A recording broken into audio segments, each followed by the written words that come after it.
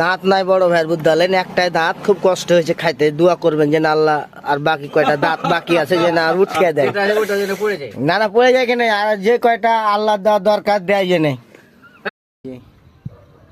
বিদেশি ডালিম গাছ, এটা কি গাছ ভাই?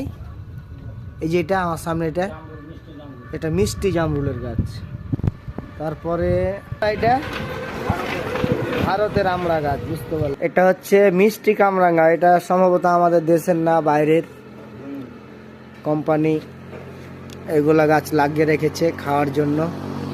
তো কেমন লাগলো ভিডিওটা অবশ্যই দেখাবেন। ওই যে ক্যামেরা দেখছেন, কোম্পানি মেনটেন করছে আমাদের। কত জিনিস দান করেছে দেখেন, একটা অটো, একটা গাড়ি।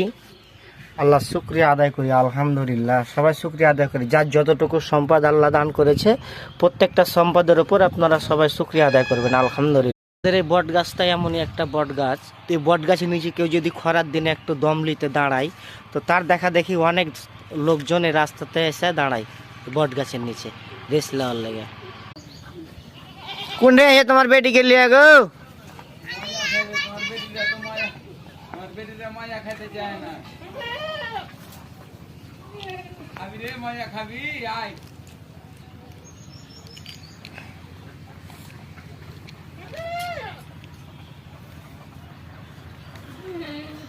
বেটা কেন মুখ আবার মুখে হাত, এই এক কর থেকে তুলো ওইটা দেখালাই। এ ফের কি ছোট মুরগি হারালিনি, ওটা বোকা লাভ আছে।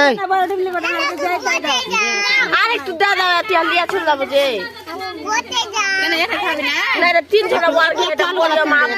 আব্বা তো খেয়ে চলে দিয়ে দাও সাইডে আলু আলু গলা হাত দিবি না বক করে ভালো করে বক দাও জল লিব না আমাকে জল দিও না ডিম দে ডিম এক একটা তুলে এই এত কথা কইতে হয় না, দিছি একজন একজন করে দাও। তাহলে সব এক একটা দাও, তাহলে জল দিব এই জুই ঝোল দিব না কত দাও না কই ঝোল চাই চলে গিয়া हम भात खाए देखो तेरा गाय मिम